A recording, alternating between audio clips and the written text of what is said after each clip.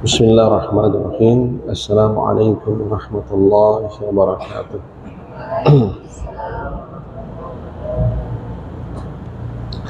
Alhamdulillah alladzi 'allama bil qalam 'allamal insana ma lam ya'lam. Wassalatu wassalamu ala asyrafil anam sayyidina Muhammadin sallallahu alaihi wasallam wa ala alihi wa sahabatihi wa atba'ihi kiram ba'd. Subhanaka la ilma lana illa ma 'allamtana innaka antal alimul hakim. Allahumma 'allimna ilma ma yanfa'una wa anfa'na bima 'allamtana wa zidna 'ilman nafi'an wa amalan salihan wa rizqan thayyiban. Allahumma inna na'udzubika min 'ilmin la yanfa' wa min qalbin la yakhsha wa min nafsin la tasma' wa min du'a'in la yusma' wa min ha'ula'il arba'. Wa sallallahu ala sayyidina maulana Muhammad wa ala alihi wa sahbihi wa barik wa sallim tasliman katsira walhamdulillahi rabbil alamin. Abnai at-talabah wa banati at-talibat al-a'izzatu fillah. Qala al-musannif rahimahullah wa nafa'na bi ulumihi fid dharain wa hum fi dhalika yushabbihuna juludana alladhina yuqatiluna an aqidatin rasikha li himayati Israel, walakin hunaka fariqan aziman baina junudina wa haula'i al-mutatawwi'in al-muslimin.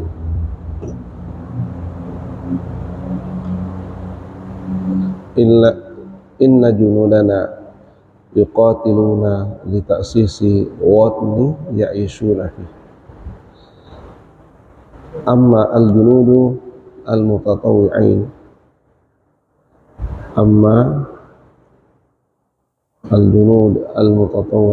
minal muslimin fahum yuqatiluna liyamutu. Innahum yatlubuna al-mauta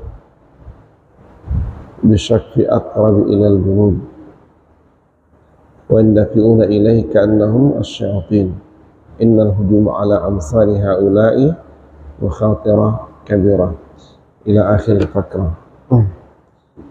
Abnai talabah wa talibat, seperti yang kita ketahui bahwa tadi kita baru saja memperingati proklamasi Republik Indonesia yang ke-78, 17 Agustus 1945, 17 Agustus 2023 Miladiah. Usia Republik ini sudah 78 tahun menurut perhitungan kalender miladiah. Hal yang selalu dilupakan, kenapa usia Republik ini dihitung hanya dengan kalender miladiah, sementara mayoritas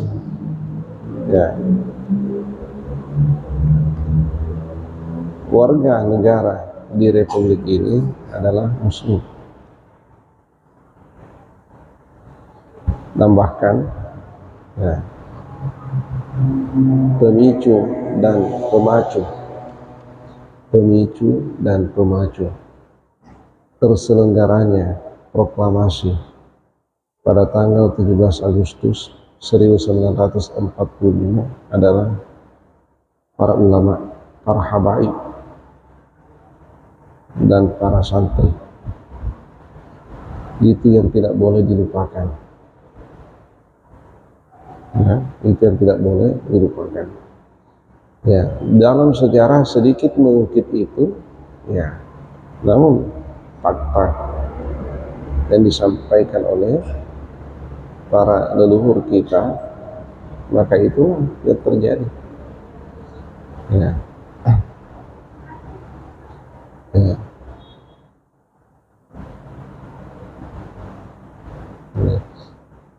Dengan demikian, ya, kenapa tadi dikatakan bahwa dilupakan?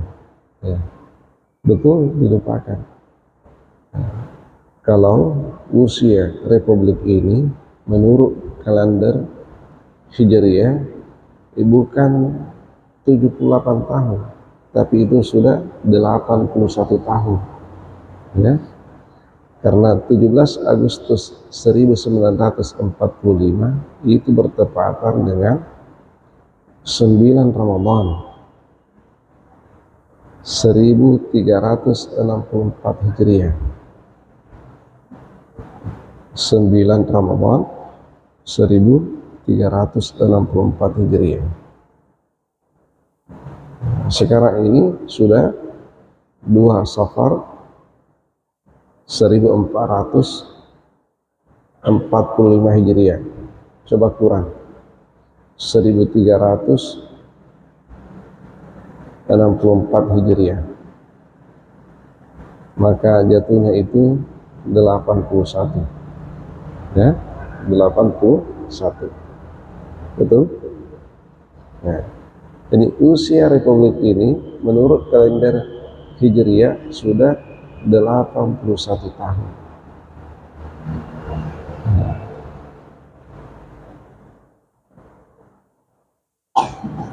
Subhanallah.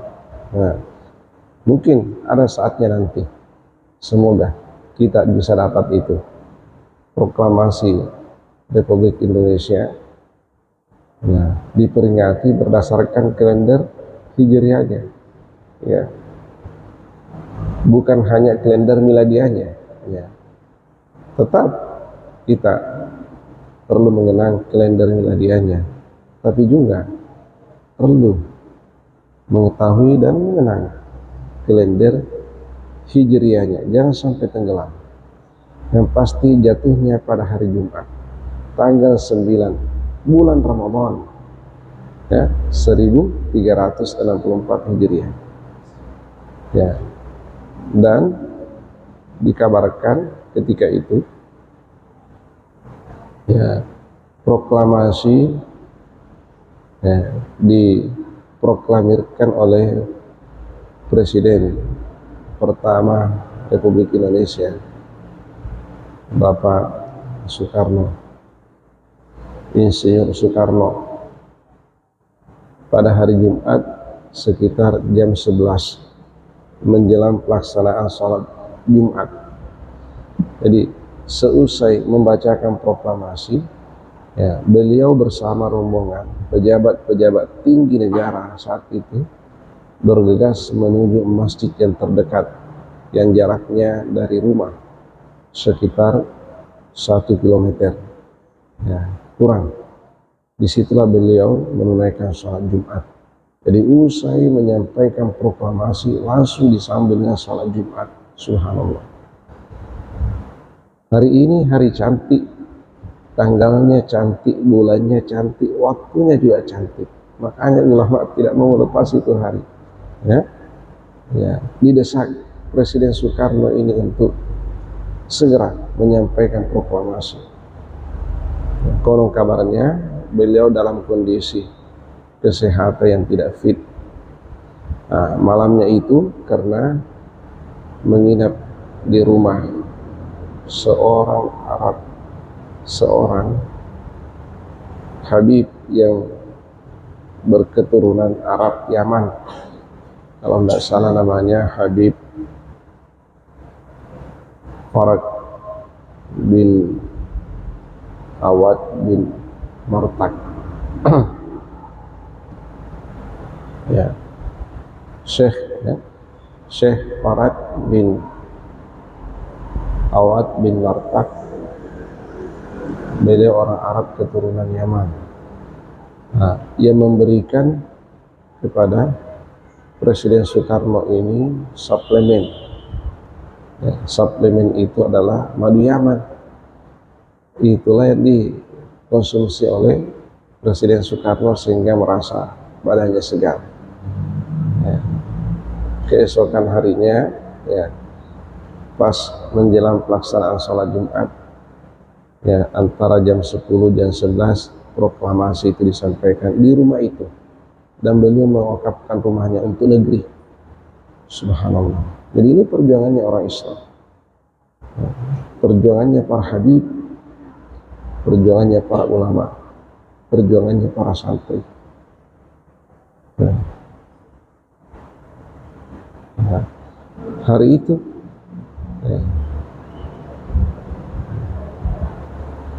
sebenarnya sebagian orang menghendaki proklamasi masih ditunda karena dianggap suasana belum kondusif. Nah, tapi barisan ulama, barisan kaum pemuda, ya, menghendaki sesegera mungkin, tidak mau lagi melewatkan hari Jumat. Ya. Kenapa? Tadi ada beberapa fadilah yang bertemu. Fadilahnya bulan suci Ramadan, fadilahnya hari Jumat. Ya, belum lagi tanggalnya itu tanggal ganjil. Innallaha witrun yuhibbul witra. Ya. Sesungguhnya Allah itu ganjil senang dengan bilangan-bilangan yang ganjil. Tapi bukan berarti jangan pahami mafhum mukhalafahnya. Allah tidak senang yang genap, tidak begitu. Mafhum mukhalafah tidak selalu sinkron. Ya.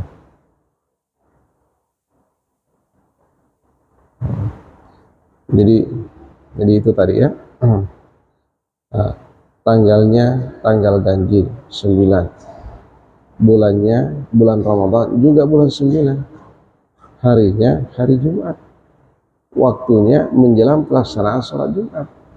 Nah, seusai proklamasi disampaikan, maka rombongan ini bergegas. Nah, tidak ada yang pertama dilakukan kecuali agendanya setelah proklamasi berangkat sholat Jumat. Subhanallah. Gitu. Ini sejarah yang tidak boleh dilupakan dan jangan sampai disepelekan. Kalau ini tidak selalu diungkit, khawatirnya nanti tenggelam. Nah, sampai umat di belakang hari tidak lagi tahu kalau republik ini dirintis, ya, diproklamirkan pada waktu yang sangat-sangat bertepatan beberapa kemuliaan. Kenapa bisa demikian? Karena ini barisan ulama yang setting itu waktu. Alhamdulillah kita lihat keberkahannya. Hari ini republik ini sudah bertahan sampai 78 tahun menurut kalender miladiah dan sudah 81 tahun menurut kalender Hijriah.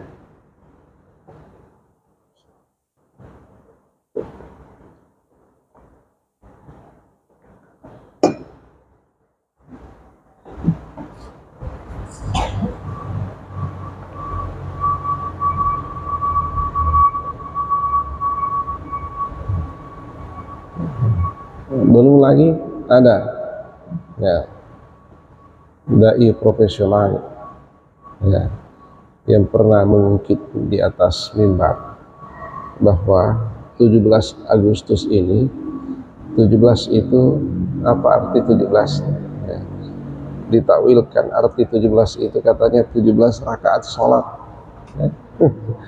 Ya, bagus juga ya.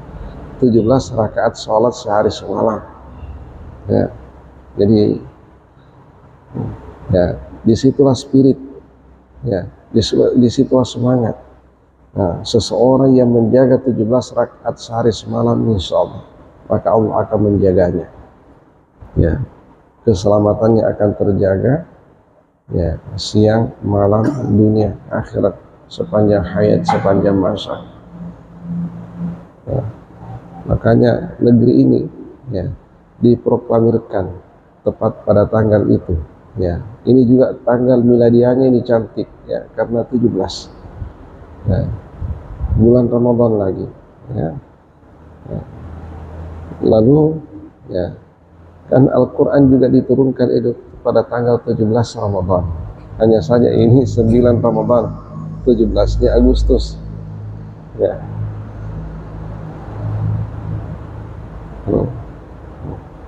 Itu dipahami lagi makna angka 17 itu ternyata 17 rakaat sholat sehari semalam yang dilakukan oleh kaum muslimin Nah, mereka-mereka inilah yang bangkit berjuang, mencurahkan segala daya, dana, tenaga, pikiran, harta, dan bahkan nyawa.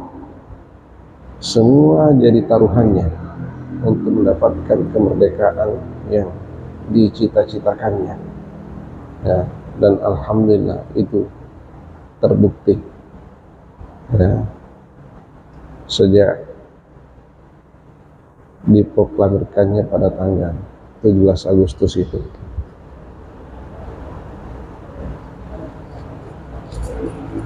Nah, sekarang ini kita hanya tahu menikmati. Ya, semestinya juga harus tahu mensyukuri dan jangan sekali-kali melupakan sejarah. Insinyur Soekarno almarhum pernah mengatakan jas merah. Apa artinya jas merah? Jangan sekali-kali melupakan sejarah. Jas merah. Jangan sekali-kali melupakan sejarah. Engkau harus tahu. Ya, Bapak proklamator siapa? Ya? Ya, Soekarno, Hatta. Keduanya orang Islam.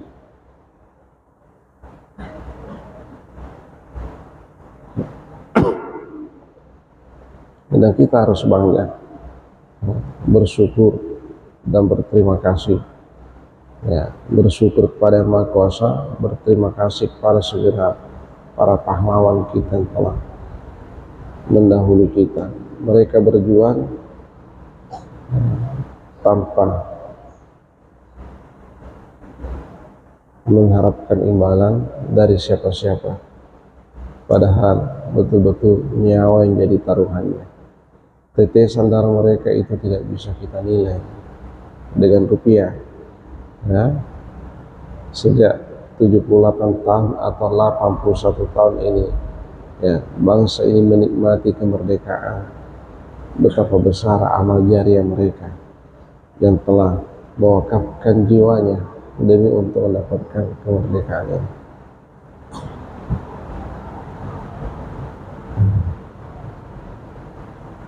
Subhanallah. Ya.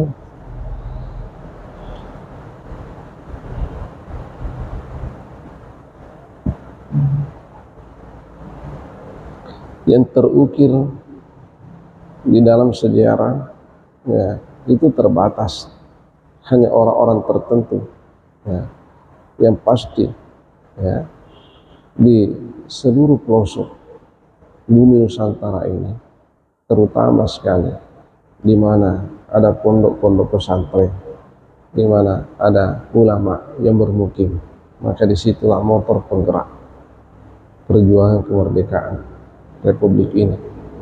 Ya. Paling banyak yang menjadi syuhada adalah para santri dan ulama. Paling banyak. Kenapa para santri dan ulama? Mereka ini tahu bagaimana, ya, bagaimana jihad fisabilillah, mulianya di sisi Allah. Ya, kalau sampai mengakhiri hayatnya, ya, di medan jihad, membela negerinya, membela agama Allah, maka sungguh tetesan darahnya itu menjadi saksi di hari kemudian. Kalau ternyata yang bersangkutan mengakhiri hayatnya di medan jihad, itulah predikat kematian yang tertinggi. Ini para santri tahu itu, para ulama tahu itu. Saya pernah mendengar cerita, ya, seorang mujahid, ya, karena berangkat membela agama Allah, sehingga di medan jihad dia ditawan. Setelah ditawan, di sidang di pengadilan, sampai pengadilan memutuskan dia harus dieksekusi mati. Dia harus dieksekusi mati. Ya. Nah, maka ketika tiba saatnya, dia sudah berada di tempat eksekusi, ya, sedikit lagi dia akan ya, beranjak ke tiang gantungan. Lalu dia menangis itu, ya. Tiba-tiba datanglah seorang perwira tinggi mendekatinya, ya, karena rupanya iba melihat ini yang mau dieksekusi ini, ya. Lalu disampaikan kepadanya, apakah engkau ingin aku memberi bantuan kepadamu sehingga engkau diloloskan dari tiang gantungan ini? Dia bilang, oh tidak, bukan itu yang kuharapkan. Lalu kenapa engkau menangis? Aku ini menangis karena aku terharu. Sebentar lagi cita-citaku akan tercapai. Masya Allah. Aku ini menangis karena aku terharu. Sebentar lagi cita-citaku akan tercapai, mengakhiri hayatku di medan jihad. Nah, lalu aku bersedih. Kenapa? Karena nyawaku hanya satu. Inilah satu-satunya. Andai kata aku punya 1000 nyawa, maka semua nyawaku yang 1000 itu aku bercita-cita mengakhiri dengan cara seperti ini. Masya Allah. Bagaimana? Nah, para santri dahulu, kalau bahasa-bahasa seperti itu yang dihembuskan masuk di telinga mereka oleh ulamanya, oleh kiainya, bagaimana semangat jiwanya itu, semangat jihadnya itu tidak berkorban. Kecil penjajah di matanya, kecil. Hanya dengan, coba pikir, hanya dengan bambu runcing melawan senjata api, ya, belum lagi bom, yang diterbangkan oleh pesawat tempur. Coba arek-arek Surabaya itu, ya, Bung Tomo di Surabaya, coba gimana itu, ya, sangat tidak masuk akal, sangat tidak berimbang. Nah, personil yang sedikit, ya, persenjataan yang sangat terbatas, ya, mana lagi fisik yang begitu kecil berhadapan si mata sipit, ya, yang bodinya kekar, senjatanya hebat, melintas di atas udara. Tapi kenapa yang kecil, lemah ini bisa menang? Subhanallah. Inilah bukti, kam min fiatin qalilatin ghalabat fiatan katsiratan biiznillah. Kam min fiatin qalilatin ghalabat fiatan katsiratan biiznillah. Betapa banyak kelompok minoritas bisa menaklukkan kelompok mayoritas. Ini sama halnya ketika terjadi perang Badar dulu. Pasukan kaum muslimin itu sedikit dari pasukan kufar, ya, 1:10. Tapi kenapa pada perang Badar itu kemenangan di tangan kaum muslimin?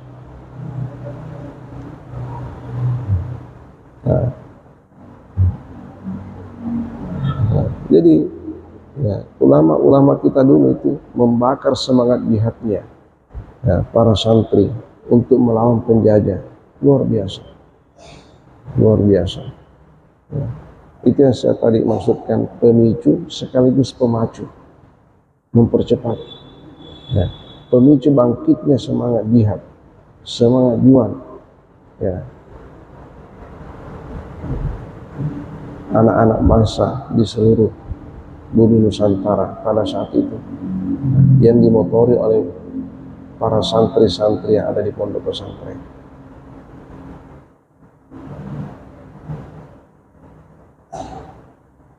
Nah, nanti, ya, setelah, ya, kemerdekaan ini dicapai, ya, rupanya, ya, nama-nama santri ini kasihan tadi ini sudah mulai pudar, tidak dikenal, ya. Nah, hanya sedikit diungkit-ungkit. Nah, tapi untung, ya, untung saja, nah, saat sekarang ini ada namanya Hari Santri. Nah, di situ lagi kembali diungkit-ungkit. Nah, sebelumnya itu hampir tenggelam, ya, tenggelam, ya, tidak diungkit oleh sejarah. Dan bahkan banyak tokoh-tokoh kita yang peranannya, ya tidak ya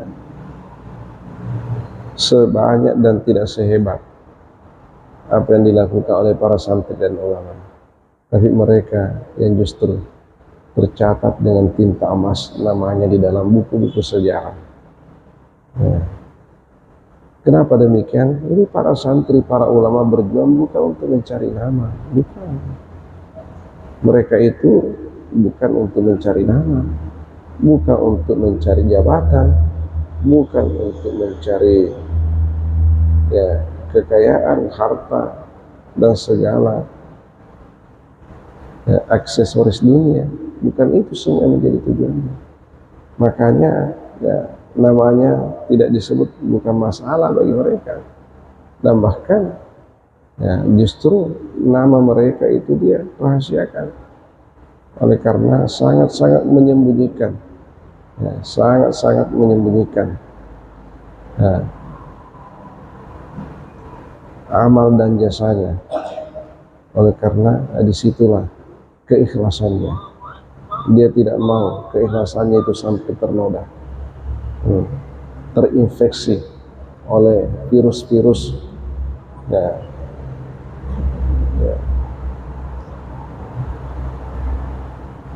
virus-virus keikhlasan seperti riya dan sejenisnya. Nah, ulama-ulama kita jaga itu ya, para santri jaga itu. Nah, mereka sudah mengalir darahnya dan maka melayang jiwanya, tidak tersebut namanya di dalam sejarah, tapi yakin ya catatan di atas langit itu tidak seperti catatan di dunia. Banyak orang yang tidak terkenal di dunia, tapi justru dialah yang terkenal populer di atas langit ya. Banyak orang terkenal di ahli dunia, tapi di atas langit itu tidak dikenal ya. Nah, begitu.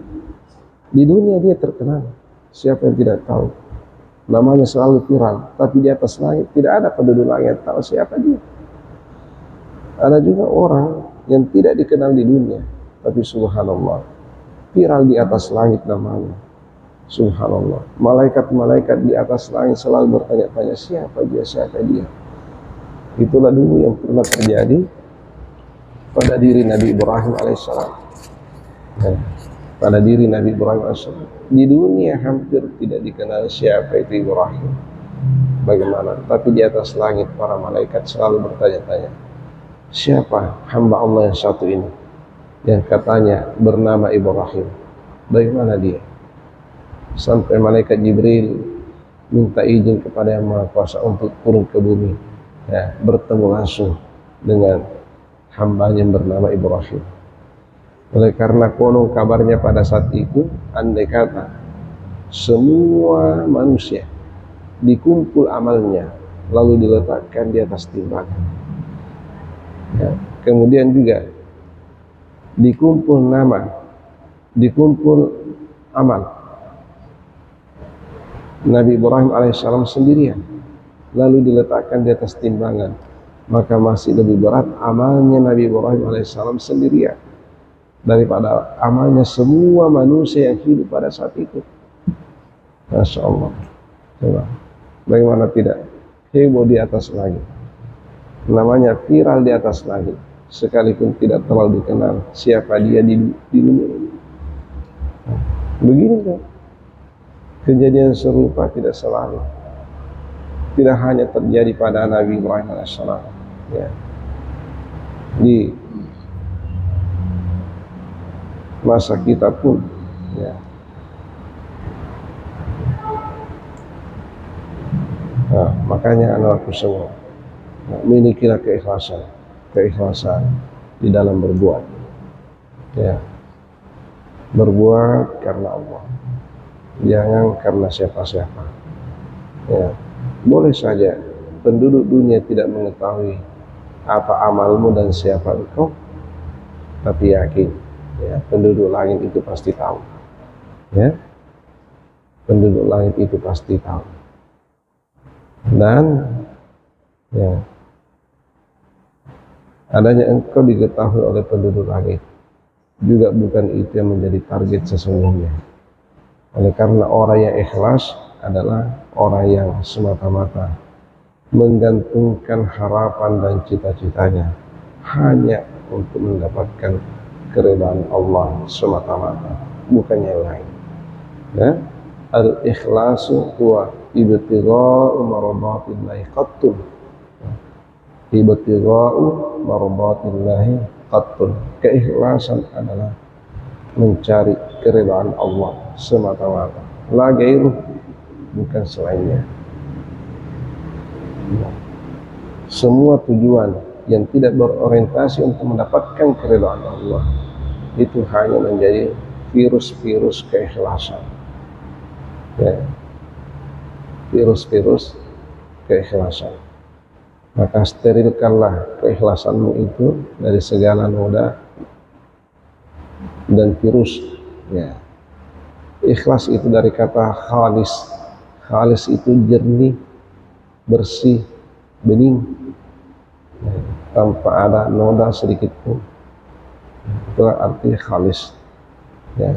Ikhlas, ya, menjadikan jernih, bersih, bening. Ya.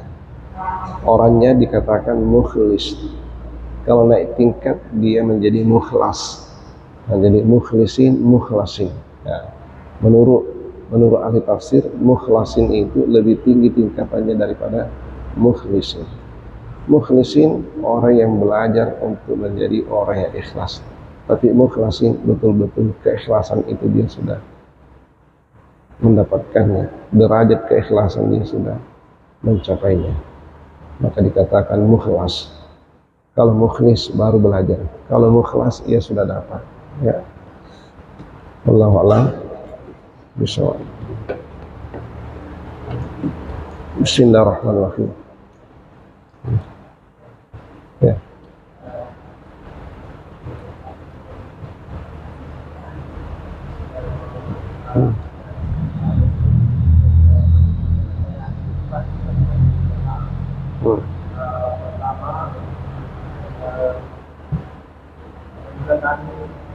Banyak orang pada masyarakat, namanya pada ceramah-ceramah pengadilan, rata-rata yang mereka gunakan Islam, bagaimana hukum menembok kuburan.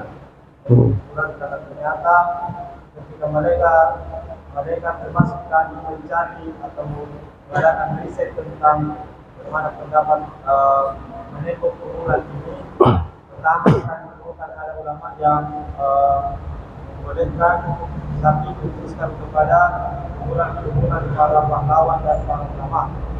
Nah, kemudian ada juga yang mengharapkan, tapi ketika kita kembalikan kepada pendapat masyarakat kita, mereka mengatakan bahwa tidak salah ketika kita hanya memberikan sebatas batu bata sebagai rumah terakhir untuk mereka. Jadi ini yang saya ingin tanyakan, Ustaz, bagaimana sebenarnya ini simpang siur atau di mana terjadi antara pendapat yang membolehkan dan pendapat yang tidak membolehkan untuk menembok kuburan. Itu yang pertama, Ustaz. Dan kemudian yang kedua tadi terkait dengan pertemuan di alam arwah, bagaimana kita kasih tentang saya pernah mendengar cerita bahwa ternyata kita pernah belajar pada gurita Imam Syafi'i. Padahal masa Imam Syafi'i dan masa gurita Syafi'i itu jauh berbeda. Tapi ternyata mereka mengatakan bahwa kita belajar di alam arwah. Ini saya juga banyak membaca di kitabnya Imam Syafi'i tentang itu. Mereka itu banyak membenarkan pertemuan seperti ini, tetapi kebanyakan melalui mimpi, artinya tidak melalui dalil. Bagaimana kita? Ya, ini. Jadi itu panjang pembahasannya itu ya. Saya jawab secara singkat. Ya. Yang pertama tentang kuburan. Memang di situ terjadi ikhtilaf. Kenapa ada ulama yang mengharamkannya? Oleh karena Ada riwayat Ali bin Abi Thalib pernah disuruh oleh Rasulullah untuk datang meratakan semua kuburan tinggi itu. Wala musyarrafan illa sawaitahu, jangan ada yang tersisa. Ya, kuburan-kuburan yang dimuliakan, yang ditinggikan bangunannya, ratakan semua. Ya. Nah, dari hadis ini sehingga ada ulama tegas melarang kuburan itu dipercantik, ya sekedarnya saja. Nah, seperti kuburan di tanah suci hampir tidak bisa dibedakan, semua sama. Ya, kecuali ini ada ulama yang mengecualikan. Ya, kuburan para pahlawan, orang-orang yang berjasa, orang-orang yang berjasa, makanya kuburannya Utsman bin Affan yang ada di Baqi itu dibedakan dengan kuburan-kuburan yang lain. Nah, kuburannya Rasulullah jelas tidak sama dengan yang lain. Kuburannya Umar bin Khattab, kuburannya Abu Bakar As-Siddiq yang berdekatan dengan kuburannya Rasul, gitu. Kuburannya Rasulullah dulu, baru dibawanya kuburannya Abu Bakar As-Siddiq, ya sampingnya lagi dibawa kuburannya Umar bin Khattab. Dan konon kabarnya, ya menurut di dalam hadis nanti di akhir zaman Nabi Isa alaihissalam ketika wafat dimakamkan di samping kanannya kuburan Rasulullah, sehingga diapit oleh Abu Bakar As-Siddiq radhiyallahu anhu dan Umar bin Khattab. Kemudian di samping kanannya itu adalah Nabi Isa alaihissalam. Otomatis kuburannya ini tidak sama dengan kuburan. Nah, disitulah ulama berdasar, pejuang-pejuang yang berjasa bagi agama, para ulama, para syuhada, para tokoh, dikenang jasanya sekalipun yang bersangkutan sudah wafat, tidak mengapa kuburannya dibedakan dengan yang lain. Jadi itu panjang hujahnya. Terus yang kedua tadi apa itu? Ini itu di dalam dunia sufi sesuatu yang lumrah, dan kadang itu tidak bisa dirasiokan. Baca saja kitab Ar-Ruh yang ditulis oleh Ibnu Qayyim Al-Jauziyah, terlalu panjang kalau kita mau ungkit itu. Intinya memang ada kemungkinannya terjadi seperti itu, tapi untuk orang-orang tertentu. Bagi orang awam seperti kita ini, itu hanya bisa dalam mimpi. Hanya bisa dalam mimpi. Tapi orang yang sudah makamnya di atas, boleh di luar alam mimpi. Jadi itu tingkatan maqamat. Setiap orang itu, jadi ada di dalam kitab Ar-Ruh itu satu pertanyaan, apakah orang yang sudah wafat saling menziarahi antara satu dengan yang lain seperti orang yang masih hidup? Itu penjelasannya ada di awal-awal itu, kembali baca saja. Allahu a'lam. Bismillahirrahmanirrahim. Alhamdulillahirabbil alamin. Wassallallahu ala sayyidina Muhammad wa ala alihi washabihi ajma'in. Rabbana zidna ilman nafi'a warzuqna fahman sabita. Allahumma rzuqna fahman nabiyina wa hifdzal mursalin wa ilhamal malaikatil muqarrabin. Subhanakallah wa bihamdika nashhadu an la ilaha illa anta nastaghfiruka wa natubu ilaik. Subhana rabbika rabbil izzati amma yasifun wa salamun alal mursalin walhamdulillahi rabbil alamin. Bisa ditanyakan kembali pertanyaannya, pengajian akan datang. Ini terlalu kasih waktu untuk menjelaskan itu.